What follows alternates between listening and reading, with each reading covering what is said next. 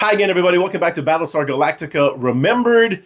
And today we are continuing our series of leading ladies of Battlestar Galactica. And today we're taking a look at Laurette Spang as Cassiopeia, the socialator turned medtech in Battlestar Galactica. And you know, her character, before we get into kind of Laurette Spang a little bit, arguably, you know, Cassiopeia becomes like the most popular leading lady of the show. I would argue she becomes the leading lady of the show because she ran through the entire show. Now, she was not in every single episode. There was a couple that she was not in, but she goes through the entire show. She becomes Starbuck's main love interest in the whole second half of the show. And she was pretty much everything that kind of Athena was maybe gonna be. And we'll talk a little bit about that in a moment. But let's just go back to the beginning. Early 1970s, Laurette Spang, right? She comes out of Michigan originally, goes to college, wants to study drama, this and that. Didn't figure it was for her. So not in the first year, she leaves college. But she starts doing community theater. She studies acting and was working as a receptionist in Los Angeles around 1970 or 71. And right around then, an agent for Universal sees her, signs her to a deal at Universal, and Laurette has said that in an interview given way back in like 1978, she said that, you know, it was for a couple of years. She started, you know, bit parts, recurring characters in all kinds of shows, everything from, you know, Alias Smith and Jones, the other Glenn Larson show at the time, to episodes of, you know, The Love Boat. She stars as two different characters in Happy Days, you know, as Richie's girlfriend, and then later on as Fonzie's girlfriend, and all kinds of stuff. So she was everywhere. I mean, if you were watching television shows in the 1970s, you remember Laurette Spang. You may not have known her name, and that was kind of how it came to be that ultimately, by 1976, 1977, she said, you know, she was evicted. She ran out of money. She was evicted from her apartment and was hitting kind of hard times. And Glenn Larson at that time sees her and casts her as Cassiopeia on Battlestar Galactica. And it was a real, you know, kind of change in her life, obviously, because she becomes a major part of Battlestar Galactica. But aha, as with all things Battlestar, did you know that was not what was originally planned for the character of Cassiopeia? Much like Jane Seymour, who was only contracted to play Serena in Saga of a Star World, Laurette Spang was also contracted to just play Cassiopeia in Saga of a Star World. That's right. Do you know the original fate of Cassiopeia? The original scripts had Cassiopeia being captured by the Ovions, much as she was in the actual TV show that aired. But the original scripts, including even the novelization, has her being captured by the Ovions, and she was going to be Ovion grub food. That's right. She was not going to survive Carillon. That was, yeah, pretty nasty, grisly fate, if you ask me, for Cassiopeia. But we're glad that that actually didn't happen.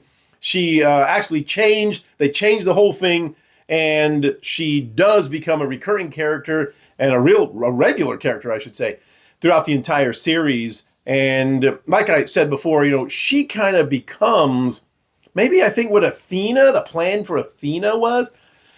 She becomes a med tech, you know, right after that. You know, the censors, of course, you know, controversial, didn't like the fact that, well, you know, she was a socialator, which is kind of like, you know, a high price, you know, escort type of person, you know.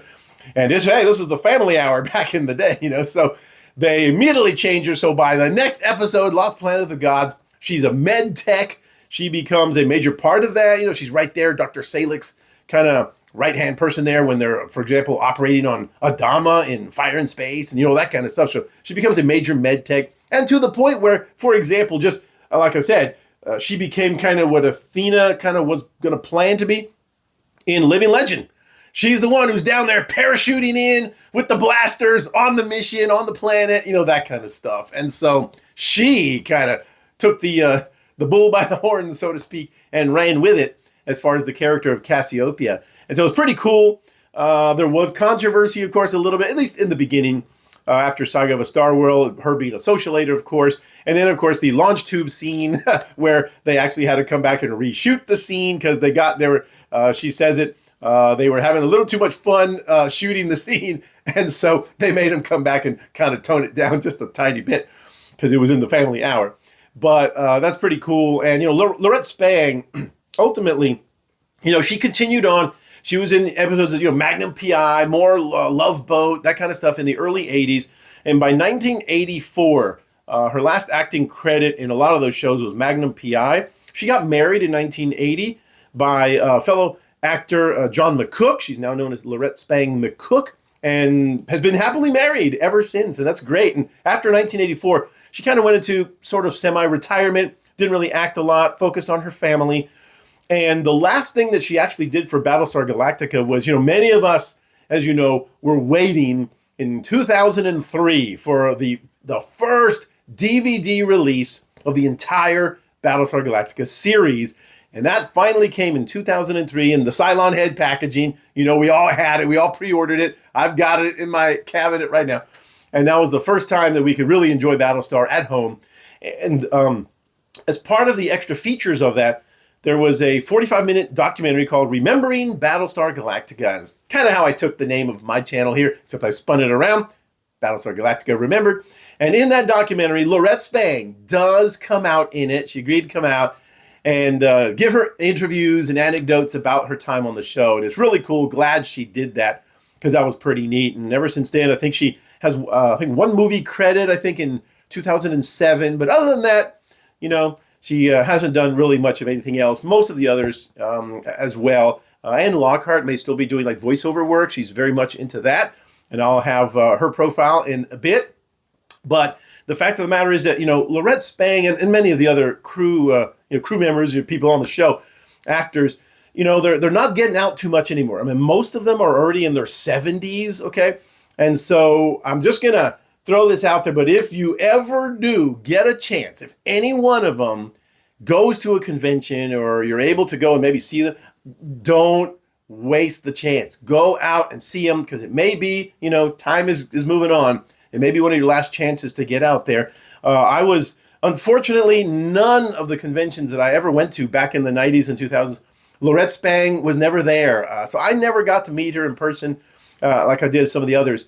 But it would have been cool to do so. But like I said, if you ever do see one of them at a convention, they're not doing too many anymore because the Battlestar buzz kind of has passed. But get out there and see them because you may not have too much longer to see a lot of them because they're just kind of in retirement now. So anyway, that's what we got. The story of Laurette Spang as Cassiopeia, one of the major characters of Battlestar Galactica. And I would argue she becomes the leading lady of the show, and at least until Anne Lockhart. Then they kind of both share that kind of title in the second half of the show. But Laurette Spang as Cassiopeia was it in the early part of the show.